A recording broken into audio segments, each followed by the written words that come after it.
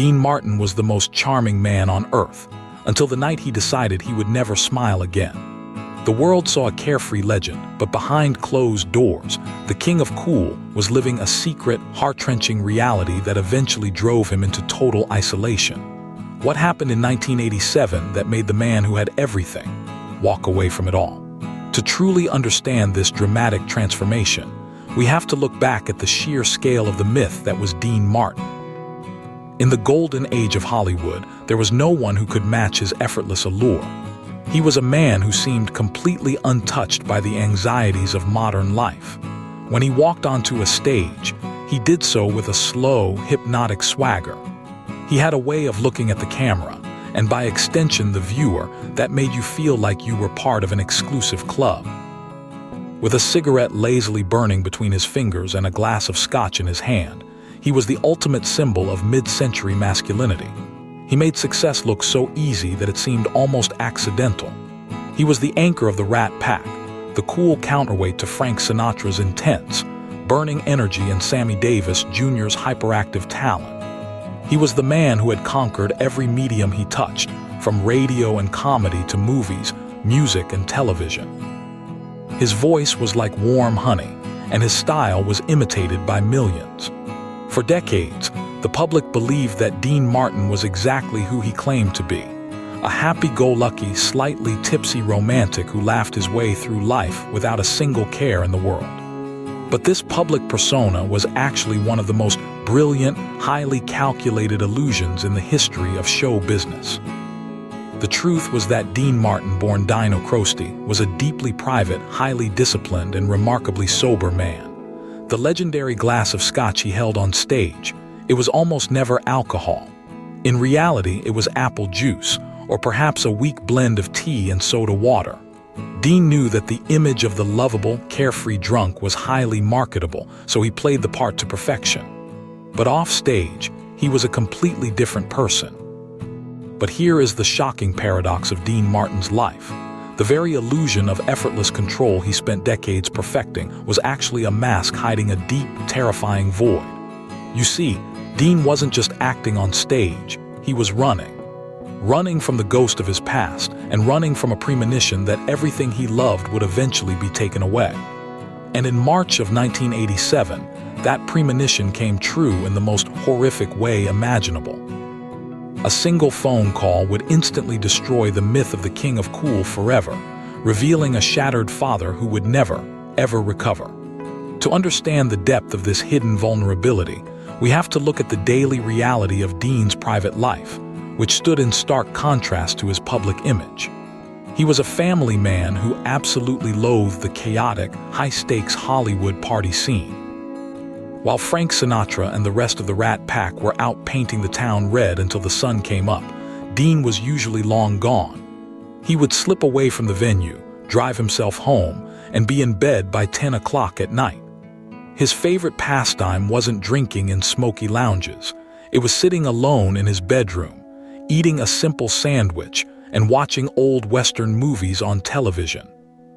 He was also a man who suffered from severe claustrophobia, a condition so intense that he hated riding in elevators and would often walk up dozens of flights of stairs just to avoid being trapped in a small box. He built a towering wall around himself to survive the suffocating pressure of his own fame. The easygoing, detached persona was his ultimate shield. By convincing the world that he didn't care about anything, he successfully kept everyone at a safe distance, protecting his true inner self from the prying eyes of the public and the industry. But that shield, as strong as it was, could not protect him from the harsh reality of life.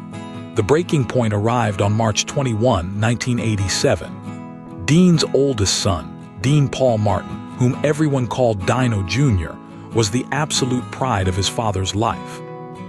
Dino Jr. was a true Renaissance man. He was handsome, athletic, and incredibly talented. He had formed a successful pop band in his youth, played professional tennis at Wimbledon, and even starred in movies and television shows. But his true, burning passion was aviation. He was a captain in the California Air National Guard, flying one of the most demanding military aircraft of the era, the F-4 Phantom II fighter jet.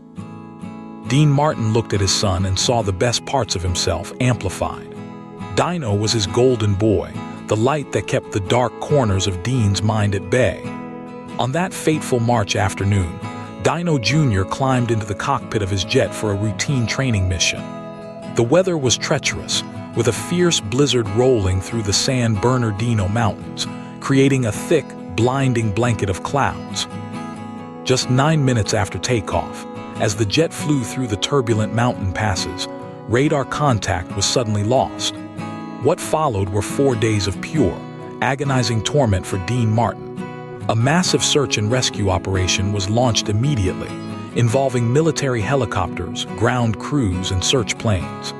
Even Dean's close friend, President Ronald Reagan, ordered the mobilization of advanced spy planes to help locate the missing jet. Back in his Beverly Hills home, Dean Martin sat in near-total silence. The carefree, joking showman was entirely gone, replaced by a desperate, terrified father who sat by the telephone, chain-smoking cigarette after cigarette, praying for a miracle that would never come. His lifelong friend Frank Sinatra rushed to his side, staying with him through the long, sleepless nights. Sinatra knew this specific pain all too well. 11 years earlier, his own mother had perished in a tragic plane crash on that very same mountain, Mount San Gorgonio. The cruel irony of the universe seemed almost too heavy to bear. On the 4th day of the search, the grim reality was uncovered. The rescue teams located the wreckage of the F-4 Phantom. The jet had slammed into a solid granite wall of the mountain at over 500 miles per hour.